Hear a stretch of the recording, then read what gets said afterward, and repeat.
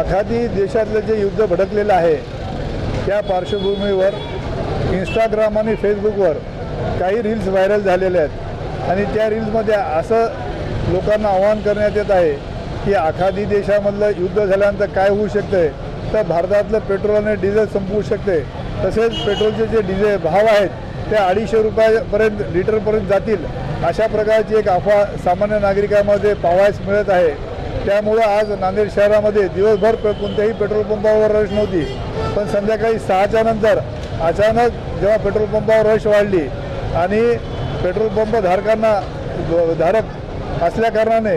लोकांनी जेव्हा मी विचारलं तर त्यांनी अशा प्रकारची जी रील्स व्हायरल आहेत ते मला दाखवलं। या संदर्भात मी नांदेडचे जिल्हाधिकारी श्री राहुल करडेले यांना भ्रमणध्वनी देऊन माहिती दिली की आपण जिल्हा माहिती केंद्राच्या माध्यमातून अशा प्रकारच्या अफवेवर विश्वास ठेवू नका, असं आपण नागरिकांना आवाहन करा। आणि आपल्या माध्यमातून मी असं आवाहन करतो की पेट्रोल आणि डिझेल हे काही संपणार नाही आणि पेट्रोल आणि डिझेलचे भावही वाढणार नाहीत। त्यामुळे लोकांनी या गोष्टीची दखल घ्यावी आणि पेट्रोल आणि डिझेल जेवढं त्यांना आवश्यक आहे तेवढंच त्यांनी वितरकाकडून घ्यावं, अशी मी आपल्या मार्फत त्यांना विनंती करतो।